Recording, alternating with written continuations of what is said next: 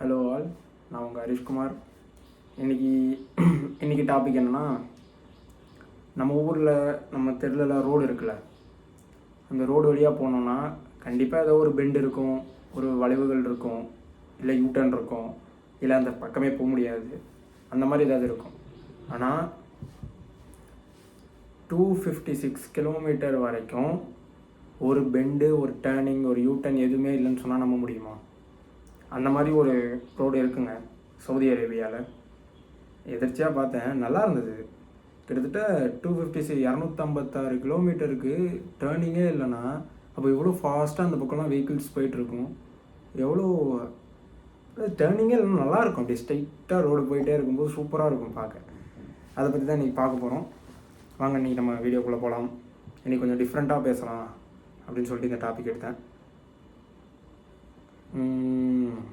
இன்றைக்கி நமக்கு எல்லாருக்குமே தெரியும், சவுதி அரேபியா ரொம்ப மோசமான கண்ட்ரின்னு சொல்ல மாட்டேன். ஏதாவது தப்பு பண்ணிங்கன்னா சச்சக் தான், போட்டு தள்ளுருவாங்க. ரொம்ப ஸ்ட்ரிக்டான கண்ட்ரி, நல்ல கண்ட்ரி. அந்த மாதிரிலாம் நம்ம ஊரில் இப்போ சட்டம் வந்ததுன்னா வரணும். சரி, நம்ம அதை பற்றிலாம் எதுவும் பேச வேணாம். நம்ம இன்றைக்கி டாபிக் உள்ளே போகிறோம். அதுக்கப்புறம் அது வேறு எங்கேயாவது போய் முடிஞ்சிட போகுது. சவுதி அரேபியாவில் ஹராத்துன்னு ஒரு கண்ட்ரி இருக்குது. சரியாக தான் ப்ரொனவுன்ஸ் பண்ணுறேன்னு நினைக்கிறேன், நான் அப்படி தான் போட்டிருக்கு. ஹராத்துலேருந்து அல்பத்தா வரைக்கும் கிட்டத்தட்ட 256 கிலோமீட்டர்ஸ் வரைக்கும் ஸ்ட்ரைட்டாக ரோடு போகுது. அந்த ரோட்டில்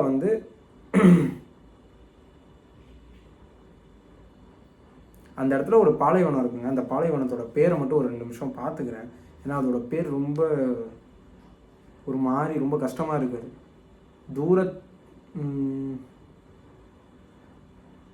தூரத்திற்கு ரப் அல் காலி காலியா தெரில, நான் அதை அப்படி தான் போட்டிருக்கு, காலின்னு தான் போட்டிருக்கு. அந்த மாதிரி ஒரு பாலைவனம் இருக்குங்க அந்த இடத்துல. அந்த பாலைவனத்தில் அதான் ஹராத்துலேருந்து அல்பத்தா வரைக்கும் ஒரு ஸ்ட்ரைட் ரோடு. அந்த ரோடு வரைக்கும் கிட்டத்தட்ட அந்த ரோடு அந்த இடத்துல தான் அமைக்கப்பட்டிருக்கு. அது வெஸ்ட் ஆஸ்திரேலியாவிலேருந்து, அதான் அதுக்கு முன்னாடி நம்ம இவ்வளோ பெரிய ரோடு பார்க்குறோம்ல, இதுக்கு முன்னாடி இதை விட ஒரு பெரிய ரோடுன்னு சொல்லிட்டு, ஒரு பெரிய ஹைவேஸ் இருக்குதுன்னு சொல்லிட்டு நிறைய பேர் அது ரெக்கார்ட் பண்ணியிருந்தாங்க. அது எங்கன்னா நம்ம ஆஸ்திரேலியாவில் வெஸ்ட் ஆஸ்திரேலியாவிலேருந்து சவுத் ஆஸ்திரேலியா வரைக்கும், அதாவது மேற்கு ஆஸ்திரேலியாவிலேருந்து தெற்கு ஆஸ்திரேலியா வரைக்கும் கிட்டத்தட்ட 144 கிலோமீட்டர் வரைக்கும் நீளமுள்ள ஒரே ரோடு. அந்த ரோடு பேர் ஐர்ன்னு தான் போட்டிருக்கேன். அதுவும் கரெக்டாக தான் ப்ரொனவுன்ஸ் பண்ணுறேன்னு நினைக்கிறேன். இங்கிலீஷில் டக்குன்னு வர மாட்டேங்குது. ஒவ்வொரு நாட்டோட ஒரு லாங்குவேஜ் ஒரு மாதிரி இருக்கும். ஏதாவது ப்ரொனவுன்சியேஷன் தப்பான்னு நீங்கள் சர்ச் பண்ணி பார்த்துக்கலாம். ஐர் நெடுஞ்சாலை, ஐர் ஹைவேஸ்னு, அந்த ஹைவேஸ் பேர் ஆமாம், ஐர் தானே, ஆமாம் ஐர். அங்கே அதுதான் கிட்டத்தட்ட இந்த வேர்ல்டுலேயே ரொம்ப பிக்கெஸ்டான ஒரு ஹைவேஸ். ஸ்ட்ரெயிட்டாக, அதாவது ரோடு போச்சுன்னா எங்கேயும் வளையாது. ரோடு போகிறதா இருந்தால் ஸ்ட்ரெயிட்டாக தான் போயிட்டுருக்கும். வேறு எங்கேயும் டேர்னிங்கே கிடையாது. ஒரே ஸ்ட்ரெயிட்டு 146 கிலோமீட்டர்ஸ் வரைக்கும் ஒரே ஸ்ட்ரெயிட் தான். அது ஆக்சுவலாக 146 கிலோமீட்டர்ஸ்க்கு இப்போது நம்ம ஊர்லலாம் பார்த்திங்கன்னா கிட்டத்தட்ட ஒரு 100 கிலோமீட்டர் 80 கிலோமீட்டருக்கு ஸ்ட்ரெயிட் ரோடு இருந்தாலே ஓட்டுறதுக்கு நல்லாயிருக்கும் பார்க்க. கிட்டத்தட்ட 146 கிலோமீட்டர்ஸ்னால் அப்போ அந்த இடத்துல போக வேண்டிய நேரங்கள் இன்னும் கம்மியாகவும் இன்னும் ஃபாஸ்ட்டாகவும் போக முடியும். ஆனால் அதுலேயும் ஒரு பிரச்சனை இருக்குது, அதுலேயும் ஒரு ப்ராப்ளம் இருக்குது. அதை நான் அப்புறமா நான் வரேன். இப்போ அதுதான் கிட்டத்தட்ட ஆஸ்திரேலியாவில் இருக்கிறது மட்டும்தான் இதுவரையும் உலகத்துலேயே ரொம்ப பெரிய ரோடு, ரொம்ப நீளமான ரோடுன்னு சொல்லி ஒரு ரெக்கார்ட் பண்ணியிருந்தாங்க. இப்போ அதை உடச்சி சவுதி அரேபியாவில் கிட்டத்தட்ட அந்த பாலைவனம் பேர் சொன்னல, அந்த பாலைவனத்துக்கிட்ட அது ஆக்சுவலாக ஃபுல்லாக பாலைவனமாக தான் இருந்தது. அதுக்கு ஒரு ஸ்டோரி வேறு இருக்குது. அது ஃபுல்லி அவங்க சொல்கிற ஸ்டோரி தான், ஆனால் அது எவ்வளோக்கு எவ்வளோ உண்மைன்னு தெரியாது. அந்த ஸ்டோரியை நான் சொல்கிறேன். அதுக்கு முன்னாடி கிட்டத்தட்ட ஒரு 256 கிலோமீட்ரு, ஆமாம் 256 கிலோமீட்டருக்கு கிட்டத்தட்ட ஸ்ட்ரெயிட்டான ரோடு இருக்குது. அதுதான் இப்போது ஆஸ்திரேலியாவில் இருக்கிற ரோடை விட இதுதான் ரொம்ப பெரிய ரோடுன்னு சொல்லி அடுத்த ரெக்கார்டு அடிச்சிருக்கு. இதுதான் இப்போதைக்கு இது மட்டும்தான் வேர்ல்டில். இப்போ நம்ம கதைக்குள்ளே போகலாம். அதாவது இந்த ரோடு எதுக்காக போட்டாங்கன்னா, முதல்ல ஆக்சுவலாக இவ்வளோ பெரிய ரோடு போடல. முதல்ல அந்த நாட்டோட மன்னன் கிட்டத்தட்ட நம்ம நாட்டோட மன்னன் நான் சொல்கிறது கிட்டத்தட்ட பல ஆயிரம் வருஷத்துக்கு முன்னாடி, எவ்வளோன்னு கேட்காதீங்க, பல ஆயிரம் வருஷத்துக்கு முன்னாடினே வச்சுக்கோங்க. சவுதி அரேபியாவில் அந்த இடத்துல வந்து ஹராத்துலேருந்து, அது என்ன ஊர் இது திருப்பி, ஹராத்துலேருந்து அல்பத்தா வரைக்கும் போகிறதுக்கு அந்த நாட்டில் இருக்கிற மன்னன் வந்து போகிறதுக்கான சரியான வழிகள் கிடையாது. எப்பயுமே இந்த பாலைவனத்தில் ஒட்டகத்தை வச்சு தான் நடந்து போயிட்டு இருந்திருக்காங்க. அதனால் என்ன பண்ணியிருக்காங்கன்னா, அதுக்கப்புறம் தான் கொஞ்சம் கொஞ்சமாக வெஹிக்கிள்ஸ் வர ஆரம்பிச்சு. மாட்டு வண்டி, குதிரை வண்டி, அதுக்கப்புறம் கொஞ்சமாக கார் வர ஆரம்பிச்சிது. அப்படியே வண்டி எல்லாம் அப்படியே வர ஆரம்பிச்சிருச்சு.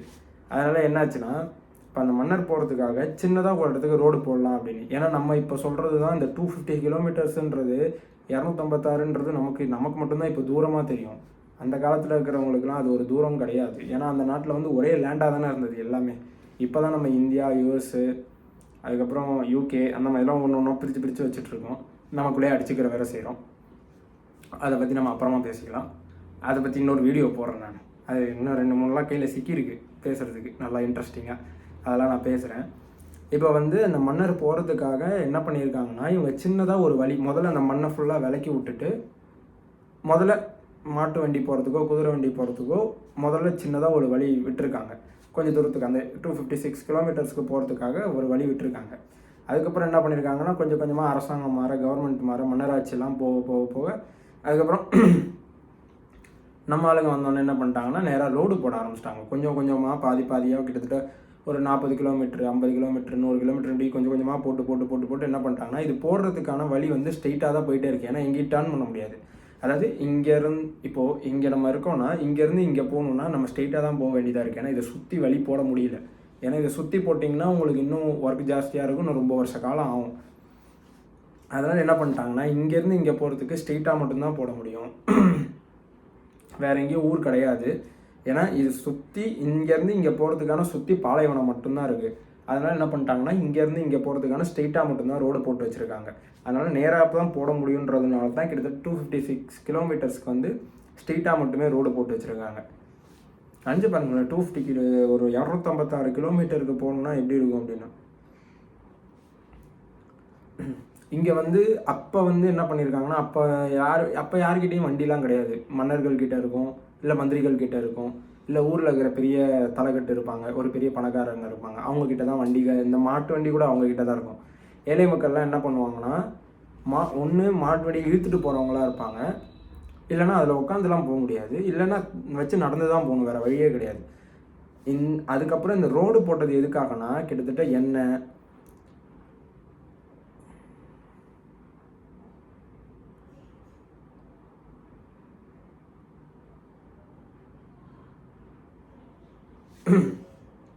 இங்கேருந்து என்ன பண்ணியிருக்காங்கன்னா, இங்கேருந்து எண்ணெய், அதுக்கப்புறம் நிலக்கரி, அவங்க ஊரில் நிலக்கரி நிறையா இருக்கும், நிலக்கரி எல்லாத்தையும் எடுத்துகிட்டு போயிருக்காங்க.